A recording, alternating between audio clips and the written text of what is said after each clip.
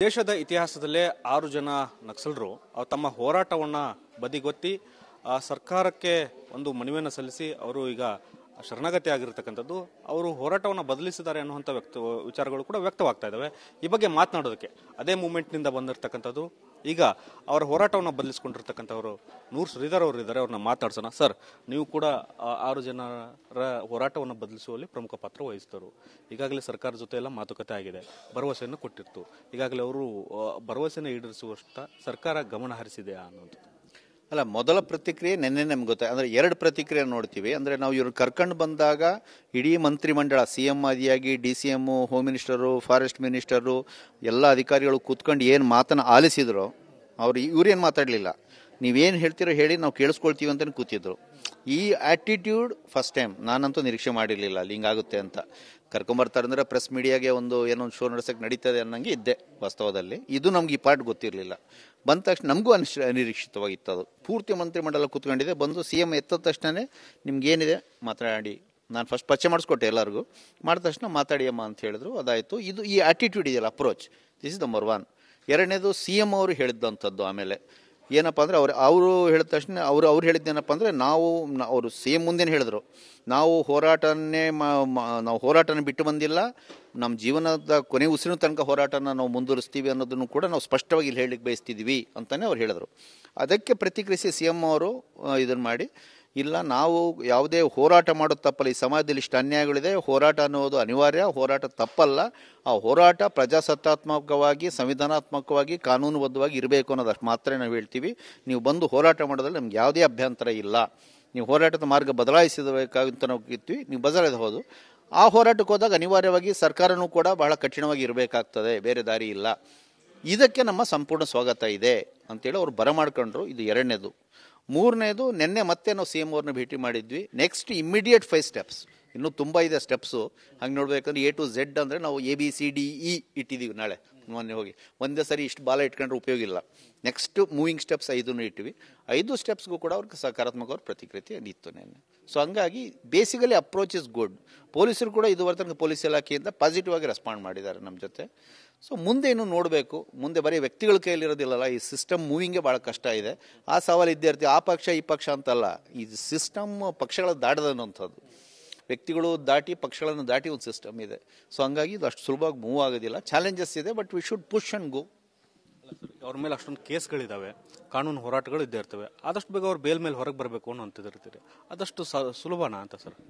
ಇಲ್ಲ, ಸರ್ಕಾರ ಮನಸ್ಸು ಮಾಡಿದ್ರೆ ಬೇಲ್ ಕೊಡೋಕ್ಕೆ ಕಷ್ಟ ಏನಲ್ಲ ನನ್ನ ಪ್ರಕಾರ. ಫಾರ್ ಎಕ್ಸಾಂಪಲ್, ಈಗ ನಾನು ಮುಖ್ಯವಾಹಿನಿಗೆ ಬಂದೆ, ನನ್ನ ಮೇಲೂ ಕೇಸಸ್, UAPA ಕೇಸಸ್ ನನ್ನ ಮೇಲಿತ್ತು, ಆರ್ಮ್ಸ್ ಕೇಸಸ್ಸು ನನ್ನ ಮೇಲಿತ್ತು. ಬಟ್ ನಾನು ಚಿಕ್ಕಮಗಳೂರು ಜೈಲಲ್ಲಿ 40 ಡೇಸ್ ಮಾತ್ರ ಇದ್ದೆ. 40 ಡೇಸ್ನಲ್ಲಿ ಬೇಲ್ ಆಯಿತು. ಬಟ್ ನಮ್ಮ ಇಡೀ ಟೀಮು, ಸಂಘಟನೆಯವರು, ಸ್ನೇಹಿತರು ಎಲ್ಲರೂ ಸೇರ್ಕೊಂಡು ಅವರೇ ಎಫರ್ಟ್ ಮಾಡ್ತಿದ್ರು. ಸರ್ಕಾರನೂ ಕೂಡ ಇಲ್ಲ ಇವರಿಗೆ ಬೇಲ್ ಕೊಡಬಾರ್ದು ಅಂತ ವಾದ ಮಾಡಲಿಲ್ಲ. ಯಾಕೆ ಈಸಿ ಆಗುತ್ತಪ್ಪ ಅಂದರೆ, ಅಲ್ಲಿ PP ಹೆಂಗೆ ವಾದ ಮಾಡ್ತಾರೆ ಅನ್ನೋದ್ರ ಮೇಲೆ. PP ಇಲ್ಲ, ಇದು ಯಾವುದೇ ಕಾರಣಕ್ಕೂ ಕೊಡಬಾರ್ದು, ಇವರು ಸಾಕ್ಷಿ ನಾಶ ಮಾಡ್ತಾರೆ ಅಂತ ಕೂಗಾಡಿದ್ರೆ ಕೊಡೋದಿಲ್ಲ. ಇಲ್ಲ, ಅವ್ರು ಮುಖ್ಯವಾಹಿನಿಗೆ ಅವರೇ ಬಂದಿದ್ದಾರೆ, ಹಾಗಾಗಿ ನಮ್ಮ ಅಭ್ಯಂತರ ಏನಿಲ್ಲ ಅಂತ ಹೇಳಿದ್ರೆ ಅದಾಗುತ್ತೆ ಬೇಲ್. ಬೇಲ್ ಅನ್ನೋಂಥದ್ದು ಅವ್ರಿಗೆ ಬಿಡುಗಡೆ ಅಲ್ಲ. ಬೇಲ್ ಅನ್ನೋಂಥದ್ದು ಅವ್ರು ನಮಗೆ ಸಾಕ್ಷಿ ನಾಶ ಮಾಡೋದಿಲ್ಲ ಅಥವಾ ಅವ್ರೇನು ತೊಂದರೆ ಕೊಡೋದ್ರೆ ಓಡೋಗೋದಿಲ್ಲ ಅನ್ನಂಗಿದ್ರೆ ಬೇಲ್ ಕೊಡಲೇಬೇಕು. ಎರಡೇ ಕಂಡೀಷನ್ ಇರೋದು ಅದಕ್ಕೆ. ಇಲ್ಲಿ ಎರಡೂ ರಿಸ್ಕ್ ಇಲ್ಲ. ಹಾಗಾಗಿ ಎಲ್ಲ ಕಡೆನೂ ಕೂಡ ಸರಿಯಾದದ್ದು ಫಸ್ಟ್ ಕಮ್ಯುನಿಕೇಷನ್ ಆಗಬೇಕು. ಯಾಕಂದ್ರೆ ಸುಮಾರು ಕಡೆ ಇರ್ತವೆ, ಎಲ್ಲ PP-ಗಳಿಗೂ ಗೊತ್ತಾಗಬೇಕು. PP-ಗಳು ಅದನ್ನು ಸರಿಯಾಗಿ ಪ್ರೆಸೆಂಟ್ ಮಾಡಬೇಕು, ಸರ್ಕಾರನೂ ಸರಿಯಾಗಿ ಹೇಳಬೇಕು. ಹೇಳಿ PP-ಗಳು ಮಾಡಲಿಲ್ಲ ಅಂದರೆ ಆಗುತ್ತೆ. ಆದರೆ ಇಲ್ಲಿರೋ ಪ್ರಶ್ನೆ ಏನಪ್ಪ ಅಂದರೆ, ನಮ್ದೇನೋ ಇಬ್ಬರು, ಅದರಲ್ಲಿ ನಾಗರಾಜ್ದು ದೊಡ್ಡ ಕೇಸ್ ಇರಲಿಲ್ಲ, ನನ್ನ ಮೇಲೆ 4 ಕೇಸು ನಡೀತು. ಇವ್ರದ್ದು ಹಂಗಲ್ಲ, ಎಲ್ಲರದು ಸೇರಿಸಿ 250 ಕೇಸು. ಇಷ್ಟು ಜನಕ್ಕೆ ಒಂದೊಂದು ಕಲ್ಪನೆ ಮಾಡ್ಕೊಳ್ಳಿ, ಒಂದೊಂದು ಕೇಸ್ ಆರ್ಗ್ಯುಮೆಂಟು, ಅದಕ್ಕೊಂದು ಬೇಲು, ಅದಕ್ಕೆ ಜಾಮೀನು ಕರ್ಕೊಂಬರೋದು, ಅದನ್ನು ಕೊಡೋಂಥದ್ದು. It's a huge process. ಇದು ಸಣ್ಣ ವಿಚಾರ ಅಲ್ಲ. ಅದು ಎಷ್ಟು ದಿನ ಆಗ್ಬೋದು ಸರ್ ಹೊರಗೆ ಬರೋಕೆ ಅನ್ನೋದು ನಿಮ್ಮ ಲೆಕ್ಕಾಚಾರದಲ್ಲಿ? ಈ ನಿರೀಕ್ಷೆ ಇಲ್ಲ. ಕನಿಷ್ಠ ಪಕ್ಷ ಈ ಬೇಲ್ ಇವೆಲ್ಲ ತೊಗೊಳಕ್ಕೆ ಎಷ್ಟೇ ಸ್ಪೀಡ್ ಮಾಡಬೇಕು ಅಂದರೆ 3 ತಿಂಗಳಿಂದ 6 ತಿಂಗಳೊಳಗಾಗ್ಬಿಟ್ರೆ ನಮ್ಮ ಪುಣ್ಯ ಅಷ್ಟೇ. ಇನ್ನೊಂದು ಆತಂಕವನ್ನು ವ್ಯಕ್ತಪಡಿಸ್ತಾ ಇದ್ರಿ. ತಮ್ಮ ಭರವಸೆಗಳೆಲ್ಲ ಫುಲ್ಫಿಲ್ ಆಗುವಂಥ ಆತಂಕಗಳಿದ್ದಾವೆ. ಯಾಕಂದರೆ ರಾಜಕೀಯ ಅಂದಮೇಲೆ ಸಹಜವಾಗಿದ್ದೇ ಇರ್ತದೆ. ಈಗ ಇವರು ತಾಳ್ಮೆಯಿಂದ ಈ CM ಕೇಳಿದ್ರು, ಮುಂದೆ ಬದಲಾದ ಸರ್ಕಾರ, ಬದಲಾದ ವ್ಯವಸ್ಥೆ ಬಂದರೆ ನಿಮ್ಮ ಸಮಸ್ಯೆಗಳು, ನಿಮ್ಮ ಭರವಸೆಗಳು ಈಡೇರ್ತಾವಂತ ಸ್ಟಕ್ ಆಗ್ಬಿಡೋದು. ನೀವು ನೋಡಿ, 2-3 ಕಡೆ ಸ್ಟಕ್ ಆಗ್ಬೋದು. ಕರ್ನಾಟಕ ಗೌರ್ಮೆಂಟ್ ಜೊತೆ ಕೇರಳ ಗೌರ್ಮೆಂಟ್ ಕೋಆಪರೇಟ್ ಮಾಡಲಿಲ್ಲ ಅಂದ್ರೂ ಸ್ಟಕ್ ಆಗ್ತದೆ. ಈಗ ಒಂದು ವೇಳೆ ಈ CM ಹೋಗಿ ಇನ್ನೊಂದು CM ಬಂದರೂ ಕೂಡ ವಿ ಡೋಂಟ್ ನೋ ಅಪ್ರೋಚ್ ಹೆಂಗಿರುತ್ತೆ. Doubtful. I am not denying anything, but doubtful. CMಗಳು ಚೇಂಜ್ ಆದರು. ಒಂದು ವೇಳೆ ಸರ್ಕಾರನೇ ಚೇಂಜ್ ಆಗಿ ಒಂದು ವೇಳೆ ಏನಾದರೂ ಈ ಕೇಸ್ ಇದನ್ನು ಬೇಗ ಮುಗಿಯಲ್ಲ, ಕಾನೂನು ಪ್ರಕ್ರಿಯೆ ಸುಮಾರು ದಿವಸ ನಡೀತದೆ. ಅಷ್ಟರೊಳಗೆ ಮುಂದಿನ 2 ಎಲೆಕ್ಷನ್ ಬರ್ತದೆ, ನೆಕ್ಸ್ಟ್ ಎಲೆಕ್ಷನ್ ಆಗಿ ಹೋಗಿ ಮತ್ತೆ BJP ಬಂತು ಅಂತ ಇಟ್ಕೊಳ್ಳಿ, ಮತ್ತೆ ಪೂರ್ತಿ ರಿವರ್ಸ್ ಹೊಡಿತದೆ. ಅವಾಗ ಅಷ್ಟೊತ್ತಿಗೆ ಇವ್ರು ಜಡ್ಜ್ಮೆಂಟಿಗೆ ಪಾಯಿಂಟಿಗೆ ಬಂದಿರ್ತದೆ. ಅವಾಗ ಫುಲ್ ಪೊಲೀಸರಾಗಿ ಫುಲ್ ಟೈಟ್ ಮಾಡಿ ಹಾಕ್ಬಿಟ್ರು ಇದನ್ನು ಅಂತ ಹೇಳಿದ್ರೆ ಈಗ ಶಿಕ್ಷೆ ಕೊಡಿಸ್ಬೇಕು ಅಂತ. ಅದೇ ಆಗ್ಬೋದು, ಮತ್ತೆ ಪ್ರಾಬ್ಲಮ್ ಬರ್ಬೋದು. ಸೊ ಹಂಗೆ ಇವೆಲ್ಲ ರಿಸ್ಪೆಕ್ಟ್ಸ್ ಇದೆ. ಮತ್ತು ಇನ್ನೊಂದಿದೆ ಇದರೊಳಗೆ, ನಿಮ್ಗೆ ಗೊತ್ತಿಲ್ಲ, ನ್ಯಾಯಾಂಗ ವ್ಯವಸ್ಥೆಯಲ್ಲೂ ಕೂಡ ಭಾಳ ಒಂದು ಕನ್ಸರ್ವೇಟಿವ್ ಮೈಂಡ್ಸೆಟ್ನ ಹೊಂದಿರುವಂಥ ಜಡ್ಜಸ್ ಇದ್ದಾರೆ ಸುಮಾರು ಜನ. ಅವ್ರಿಗೆ ಅರ್ಥನೇ ಆಗಲ್ಲ ನಕ್ಸಲಿಸಮ್ ಅಂದರೆ ಅದೇನು ದೇಶದ್ರೋಹಿ ಅನ್ಕೊಂಬಿಟ್ಟಿದ್ದಾರೆ. ಸೊ ಅಂಥ ಜಡ್ಜ್ಗಳು ಕೈಗೋ ಕೇಸ್ ಸಿಕ್ಬಿಟ್ರೆ ಏನು ಮಾಡ್ತೀರಾ? ಯಾರ ಕೈಯಲ್ಲೂ ಇಲ್ಲ, ಯಾವ ಸರ್ಕಾರನೂ ಏನು ಮಾಡೋಕ್ಕಾಗಲ್ಲ. ಇದು ಆಲ್ ರಿಸ್ಕ್ ಫ್ಯಾಕ್ಟರ್ಸ್ ಇದೆ. ಸೊ ಹಂಗಾಗಿ ಈ ನೋಡಿ ಈ ರಿಸ್ಕ್ ಫ್ಯಾಕ್ಟರ್ಸ್ ಒಳಗಿಂದನೇ ನ್ಯಾವಿಗೇಟ್ ಮಾಡಿ ಇವ್ರನ್ನ ಹೊರಗೆ ತರಲಿಕ್ಕೆ ಪ್ರಯತ್ನ ಮಾಡಬೇಕಾಗಿದೆ. ಎಲ್ಲ ಸಮಸ್ಯೆಗಳನ್ನ ನೀವೇ ಹೇಳ್ತಿದ್ದೀರಿ. ಜನರು ಕೂಡ ಮುಖ್ಯವಾಗಿ ಕರೆತರ್ಬೇಕಾದ್ರೆ ನಾವು ಅವ್ರ ಮುಂದೆನೂ ಹೇಳಿದೀವಿ, ನಾವು ಯಾರನ್ನು ಕದ್ದು ನೋಡಿ ನಿಮ್ಗೆ ಇಷ್ಟು ಕೇಸ್ ಇದೆ, ಎಲ್ಲ ರಿಸ್ಕ್ ಫ್ಯಾಕ್ಟರ್ಸ್ ಇದೆ, ಈ ದಿಸ್ ಆಪರ್ಚುನಿಟಿ ಇದೆ, ಈ 3 ನಡುವೆ ವರ್ಕೌಟ್ ಮಾಡಿ ಅಂತ. ಅವರು ನಮಗೆ ಅದು ಏನೇನಾಗಲಿ, ಬಟ್ ನಮಗೆ ಈಗ ಬೇಲ್ ಸಿಕ್ಕರು ಜನರ ಜೊತೆ ಕೆಲಸ ಮಾಡುವಂಥ ಜೀವನ ಎಷ್ಟಿರುತ್ತೆ ಅಷ್ಟು ದಿವಸ ಜನರ ಜೊತೆ ಕೆಲಸ ಮಾಡೋಕ್ಕೆ ಅವಕಾಶ ಸಿಕ್ಕರೆ ಅದಕ್ಕೆ ನಾವು ರೆಡಿ ಅಂತ ಬಂದಿದ್ದಾರೆ ಅವರು. ಒಂದು ವೇಳೆ ಅವ್ರಿಗೆ ಬೇಲ್ ಸಿಕ್ಕಾದ್ಮೇಲೆ ಸರ್ ಎಲ್ಲಿ ಸೆಟ್ಲ್ ಆಗ್ತಾರೆ, ಎಲ್ಲಿ ಕೆಲಸ ಏನು ಎತ್ತ ಅಂತ ಅದೇನು ಸಮಸ್ಯೆ ಇಲ್ಲ ಸರ್. ಅದು ನಮ್ಮ ಕರ್ನಾಟಕದ ಸಿವಿಲ್ ಸೊಸೈಟಿ ಭಾಳ ಉದಾರವಾದಂಥದ್ದು, ಭಾಳ ಪ್ರಬಲವಾದಂಥದ್ದು. ಇದೆಲ್ಲೂ ಸಿಗಲ್ಲ ಸರ್. ಕರ್ನಾಟಕದಲ್ಲಿರುವಂಥ ಸಿವಿಲ್ ಸೊಸೈಟಿ ಇಡೀ ಇಂಡಿಯಾದಲ್ಲೆಲ್ಲೂ ಸಿಗೋದಿಲ್ಲ. ಅಷ್ಟು ಚೆನ್ನಾಗಿದೆ ಇಲ್ಲಿ ಕರ್ನಾಟಕದ ನೆಟ್ವರ್ಕ್. ಡೆಫಿನೆಟ್ಲಿ ಆ ಮಕ್ಕಳಿಗೆ ನಾವು ಮಾತುಕತೆಗೆ ಹೋಗಿದ್ವಿ. ಸುಮ್ಮನೆ ಒಂದು ಉದಾಹರಣೆ ಹೇಳ್ತೀನಿ. ಹೋದಾಗ ನಾವು ಹಿಂಗೆ 2ನೇ ರೌಂಡ್ ಮಾತುಕತೆ ಆಗಿ ಆಲ್ಮೋಸ್ಟ್ ಇದು ಬಗೆಹರಿತದೆ ಅನ್ನಂಗೆ ಬಂದಿದ್ದು ಪಾಯಿಂಟು. ಆವಾಗ ಅದು ಒಂದು ಕೇರಳದಿಂದ ಒಂದು ಹುಡುಗಿ ಬಂದಿದೆ. ಹಂಗೆ ನಮ್ಮ ತಾರಾ ಮೇಡಮ್ ಇದ್ರಲ್ಲ, ತಾರಾ ಮೇಡಮ್ ಪಕ್ಕದಲ್ಲಿ ಕೂತ್ಕೊಂಡಿದ್ರು. ಅವರು ಆ ಹುಡುಗಿ ಕೇಳಿದ್ರು, ಅಲ್ಲ ನೀನು ಪ್ಲ್ಯಾನ್ ಮಾಡ್ತಿದ್ಯಾ ಅಂತ. ಕೇರಳದಲ್ಲ ಹುಡುಗಿ ಅಲ್ಲ, ಹಂಗಾಗಿ ಏನು ಮಾಡ್ತಿದ್ದೆ. ನಾನು ಅದೇ ಯೋಚನೆ ಮಾಡ್ತಾ ಇದ್ದೀನಿ, ಇವರೆಲ್ಲ ಇಲ್ಲಿರೋರು ಹೋಗ್ಬಿಡ್ತಾರೆ, ನಾನು ಅಲ್ಲಿ ಮನೆಗೆ ಹೋಗೋದು ಕಷ್ಟ, ಅಲ್ಲಿ ಮನೆಯಲ್ಲೂ ಪ್ರಾಬ್ಲಮ್ಸ್ ಇದೆ, ಅಲ್ಲಿ ಆಗಲ್ಲ. ಅಲ್ಲಿನ ಕೇರಳ ಪೊಲೀಸ್ನವ್ರ ಜೊತೆನೂ ಒಂದು ಭಾಳ ಪ್ರತ್ಯಾಘಾತಗಳಿದೆ, ನನಗೆ ಧೈರ್ಯ ಇಲ್ಲ ಹೋಗ್ಲಿಕ್ಕೆ, ನನಗೆ ಮನೆ ಇಲ್ಲಲ್ಲ, ಎಲ್ಲಿಗೆ ಹೋಗ್ಲಿ ಯೋಚನೆ ಮಾಡ್ತಿದ್ದೀನಿ ಅಂತಂದರು. ಇದು ತಾರಾ ಮೇಡಮ್ ಇಮಿಡಿಯಾಗಿ ನೋಡಿ ಏನಂದೆ, ಎಲ್ಲಿಗೆ ಹೋಗ್ಬೇಕು ಅಂತ ಹೇಳ್ದೆ.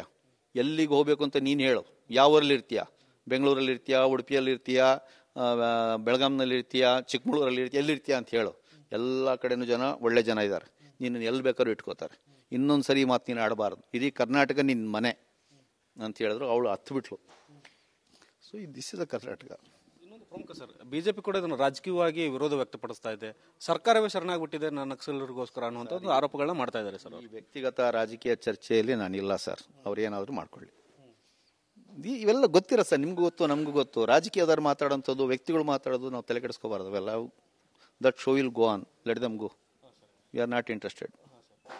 ಕೊನೆಯದಾಗಿ ಸರ್, ಈಗ ಕೊನೆಯ ಹೋರಾಟ ಅಂತಿಮ ಹಂತಕ್ಕೆ ಬಂದಿದೆ. ಅವ್ರಿಗೆ ಬೇಲ್ ಆಗಬೇಕು ಅನ್ನುವಂಥದ್ದಿದೆ. ಆದಷ್ಟು ಬೇಗ ಆದರೆ ಮುಂದಿನ ದಿನಗಳಲ್ಲಿ ಈ ಸರ್ಕಾರ ಈಗೇನು ಸಂಪೂರ್ಣವಾಗಿ ನಕ್ಸಲಿಸಮ್ ಮುಗಿದಿದೆ ಅನ್ನುವಂಥದ್ದು ಹೇಳ್ತಾರಲ್ಲ, ಅದಕ್ಕೆ ತಮ್ಮ ಸಹಮತ ಇದೆ ಅನ್ನೋಂಥದ್ದು. ಈಗಲೇ ಮುಗಿದಿದೆ ಸರ್. ಹಳೆ ನಕ್ಸಲಿಸಮ್ ಅಂದರೆ ನೀವೇನು ಸಶಸ್ತ್ರ ಈಗಲೇ ಮುಗಿದ್ಬಿಟ್ಟಿದೆ, ಅದಲ್ಲ ಪಾಯಿಂಟು. ಇವ್ರಿಗೆ ಮಾತು ಕೊಟ್ಟು ನೀವು ಕರ್ಕೊಂಬಂದಿದ್ದೀರಿ, ಮುಖ್ಯವಾಹಿನಿಗೆ ನೀವು ಪ್ರಜಾತಾಂತ್ರಿಕ ಹೋರಾಟದಲ್ಲಿ ಹೋಗ್ಲಿಕ್ಕೆ ಅವಕಾಶ ಮಾಡಿಕೊಡ್ತೀವಿ ಅಂತ. ಜೈಲಿಂದ ಹೊರಗೆ ಬರಬೇಕು, ಅವಾಗ ಸಮಾಧಾನ. ನಮಗೇನು ಪೂರ್ತಿ ನಿಟ್ಟುಸಿರಾಗಿದೆ, ಆದರೆ ನೆಮ್ಮದಿ ಇನ್ನೂ ಸಿಕ್ಕಿಲ್ಲ. ಅದಿನ್ನೂ ಅವ್ರು ಹೊರಗೆ ಬಂದಾಲೇ ನೆಮ್ಮದಿ. ನೋಡುವ. ವಿಕ್ರಮ್ ಗೌಡ ಅವ್ರ ಹತ್ಯೆ ತನಿಖೆ ಒಂದು ಪಾಯಿಂಟ್ ಅಷ್ಟೇನಾ ಅಥವಾ ನಿಮ್ಮ ಅಜೆಂಡಾನಾ ಅಂತ ಸರ್? ಇಲ್ಲ, ಅದು ನಾವು ಇದ್ರ ಜೊತೆ ಕ್ಲಬ್ ಮಾಡಿಲ್ಲ. ಈ ಮಾತುಕತೆಯಲ್ಲಿ ನಾವು ಅದನ್ನು ಕ್ಲಬ್ ಮಾಡಿಲ್ಲ. That is independent matter. As a civil ಸೊಸೈಟಿಯಾಗಿ ನಾವು ಅದಕ್ಕೋಸ್ಕರ ನಮ್ಮ ಇದು ಮಾಡ್ತೀವಿ, ಅದನ್ನು ನಾವು ಮಾಡ್ತೀವಿ. ಇದರೊಳಗೆ ಏನಾದರೂ ಕೂಡ ನಾವು ಇಂಥ ವಿಚಾರಗಳಲ್ಲಿ ನಾವು ಪ್ರಿನ್ಸಿಪಲ್ ಜನ. ಸೊ ಇದಕ್ಕೇನು ಮಾಡಬೇಕಾಯಿತು ಅದು ಮಾಡಿದ್ದೀವಿ. ಈ ಪ್ಯಾಕೇಜ್ನ ಭಾಗ ಅಲ್ಲ ಅದು. ದಟ್ ಇಸ್ ಇಂಡಿಪೆಂಡೆಂಟ್ ಆಗಿ ಒಬ್ಬರ ಇದಾಗಿದೆ ಅನ್ಕೊಂಡ್ರೆ ಇದು ತನಿಖೆ ನಡೀಲೇಬೇಕು. ಆ ಪ್ರೆಸರ್ನ will continue with the government. ಯಾವುದಕ್ಕೂ ಒಂದು ಕೊನೆ ಪ್ರಶ್ನೆ ಕೇಳ್ಬಿಡ್ತಾನೆ ಸರ್. ಈಗ ಸರ್ಕಾರ ಬದಲಾವಣೆ ಅಥವಾ ರಾಜ್ಯ CM ಬದಲಾವಣೆ ಚರ್ಚೆ ಕೂಡ ರಾಜ್ಯದಲ್ಲಿ ಜೋರಾಗಿದೆ. 2.5 ವರ್ಷ ಅನ್ನೋ ಅಧಿಕಾರ ಹಂಚಿಕೆ ಅನ್ನುವಂಥದ್ದು ಆಗಲೇ ಮೇಡಮ್ ಕೂಡ ಮಾತನಾಡ್ತಾ ಒಂದು ಆತಂಕವನ್ನೇ ವ್ಯಕ್ತಪಡಿಸಿದ್ರು. ಒಂದು ವೇಳೆ ಹಾಗೆ ಬದಲಾವಣೆ ಆದರೆ ತಮಗೆ ವಿಶ್ವಾಸ ಮತ್ತೆ ಹೋರಾಟದ ಹಾದಿ ಹಿಡಿಬೇಕಾದಂಥ ವ್ಯವಸ್ಥೆ ಹುಟ್ಟು ಹಾಕ್ಬೋದಾ ಅಂತ ಸರ್?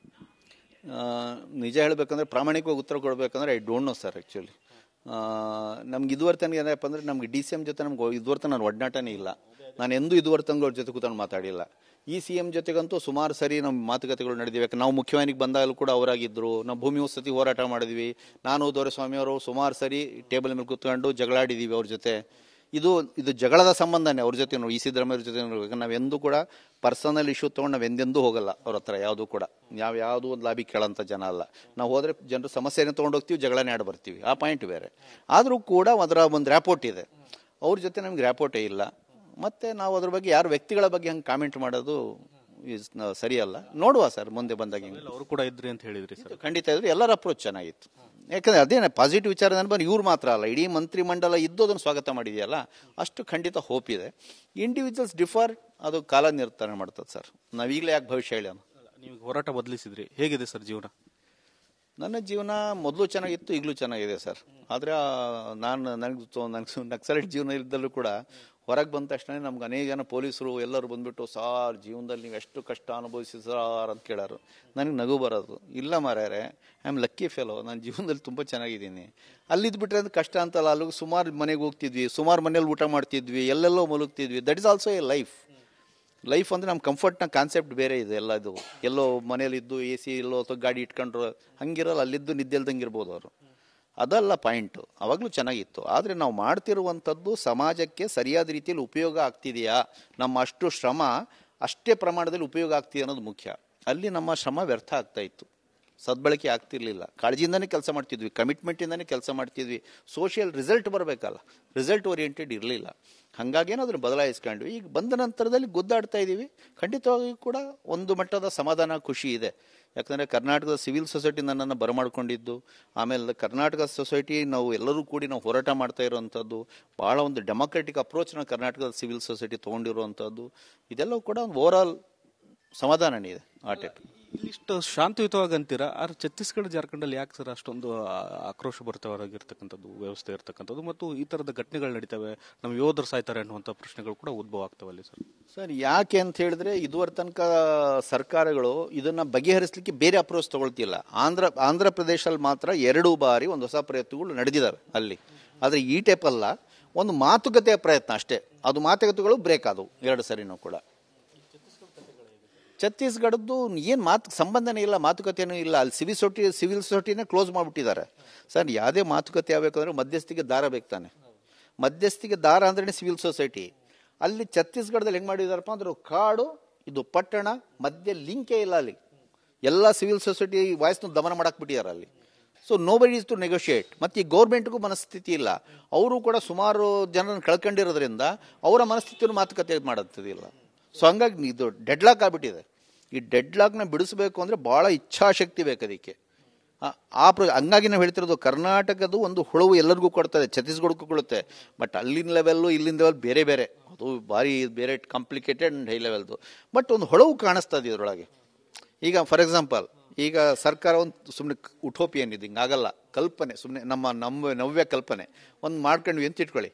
ನಕ್ಸಲೈಟ್ರಿಗೆ ನೀವು ಸಶಸ್ತ್ರ ಹೋರಾಟವನ್ನು ಬಿಟ್ಟು ಯಾರ್ಯಾರೆಲ್ಲ ಬೇರೆ ಹೋರಾಟದಲ್ಲಿ ಮಾಡ್ತಿರೋ ಅವರೆಲ್ಲರಿಗೂ ಕೂಡ ನಾವು ಅವಕಾಶ ಮಾಡಿಕೊಡ್ತೀವಿ, ನೀವು ಜೈಲಲ್ಲಿ ಕೊಳಿಬೇಕಾಗಿಲ್ಲ, ನಿಮ್ಗೆ ಅವಕಾಶ ಮಾಡ್ಕೊಳ್ತೀವಿ, ನೀವು ಹೋರಾಟದಲ್ಲಿ ಬನ್ನಿ ಅಂತೇಳಿ ದೊಡ್ಡ ಸೆಕ್ಷನ್ ಬಂದೇ ಬರ್ತದೆ. ನನ್ನ ಅಭಿಪ್ರಾಯ, ನನ್ನ ಗಟ್ ಫೀಲಿಂಗ್ ಬರ್ತಾರೆ.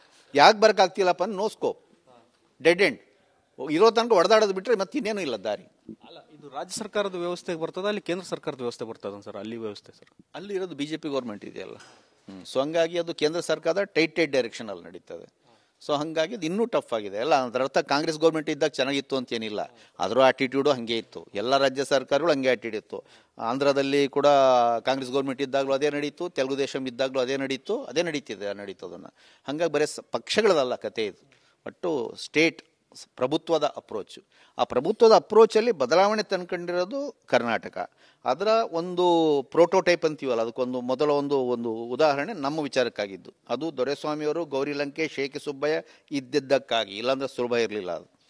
ಒಂದು ಕಾನ್ಫಿಡೆನ್ಷಿಯಲ್ ಕ್ವಶನ್ ಸರ್, ಅಷ್ಟೊಂದು ದೊಡ್ಡ ಪ್ರಮಾಣದ ಶಸ್ತ್ರಾಸ್ತ್ರ ಅಲ್ಲಿ ಹೇಗೆ ಸಪ್ಲೈ ಆಗ್ತಾ ಇದೆ ಅನ್ನುವಂಥದ್ದು ಸರ್? ಅದು ಸಪ್ಲೈ ಅಂದರೆ ಈಗಿಂದ ಏನು ಇರೋದಿಲ್ಲಲ್ಲ ಸರ್. ಅದು ಒಂದು ಸಿಸ್ಟಮ್ ಭಾಳ ದಿವಸದಿಂದ ನಡೀತಿರತ್ತೆ. ಅದೇನು ಒಂದು ದಿವಸದಲ್ಲಿ ಆಗ್ಬಿಡ್ತದ ಅದು ಅಲ್ಲ, ಯೋಧರಿಕೆ ಸಾಯ್ಲಿಕ್ಕೆ ಅಂತ ಹೇಳಕ್ಕಲ್ಲ, ಅವರು ಕೂಡ ಸತ್ತಿದ್ದಾರೆ ಸುಮಾರು ಜನ. ನಾವು ಹಂಗೆ ಇದನ್ನೆಲ್ಲ ಕೂಡ ಅವ್ರ ಸಾವು ಇವ್ರ ಸಾವು ಅಂತ ಹೇಳಕ್ಕಲ್ಲ, ಎಲ್ಲ ಸಾವುಗಳು ತಪ್ಪೆ. ನಮ್ಗೆ ಯಾವ ಸಾವು ಆಗಬಾರ್ದು, ಮರಣ ಹೋಗೋದು, ಎಲ್ಲವೂ ಕೂಡ ಶಾಂತಿ ನೆಲೆಸಬೇಕು. ಏನು ಮಾಡೋಕ್ಕಲ್ಲ, ಈಗ ಪೊಲೀಸರು ಇವರು ದಮನ ಮಾಡ್ತಾರೆ. ಈಗ ಇವರು ಈ ವಿಕ್ರಮ್ಗೌಡ ಅಂದರೆ ಮೊನ್ನೆ ನಾನು ಹೇಳಿದೆ, ವಿಕ್ರಮ್ಗೌಡ ಏನಕ್ಕೋಸ್ಕರ ಬಂದಿದ್ದು? ವಿಕ್ರಮ್ಗೌಡ ಪ್ರಜಾತಾಂತ್ರಿಕವಾಗಿ ಹೋರಾಟ ಮಾಡ್ತಿದ್ದಾರೆ ತಾನೆ ಅವ್ರನ್ನ. ಸೊ ಆ ಮನುಷ್ಯನ ಹೋಗ್ಬಿಟ್ಟು ಇವರು ಎತ್ತಂಗಡಿ ಮಾಡ್ತೀವಿ ಅನ್ನೋದಕ್ಕೋಸ್ಕರ ಹೋರಾಟಕ್ಕೆ ಬಂದಿದ್ದು. ಮೂಲ ಕಾರಣ ಎತ್ತಂಗಡಿದು. ಆಮೇಲೆ ಹೋರಾಟ ಮಾಡ್ತಿದ್ರು, ಇವ್ರು ಸುಮಾರು ಕೊಟ್ಟರು, ಕೇಸ್ ಮಾಡಿದ್ರು, ತೊಗೊಂಡೋಗಿ ಪೊಲೀಸಲ್ಲಿ ಟಾರ್ಚರ್ ಮಾಡಿದ್ರು, ಫಾರೆಸ್ಟ್ ಡಿಪಾರ್ಟ್ಮೆಂಟ್ ಹೊಡೆದಿದ್ದಾರೆ, ಇವ್ರನ್ನೆಲ್ಲ ಇವ್ರ ಮಾವಂದವ್ರನ್ನೆಲ್ಲ ಹೊಡೆದಿದ್ದಾರೆ.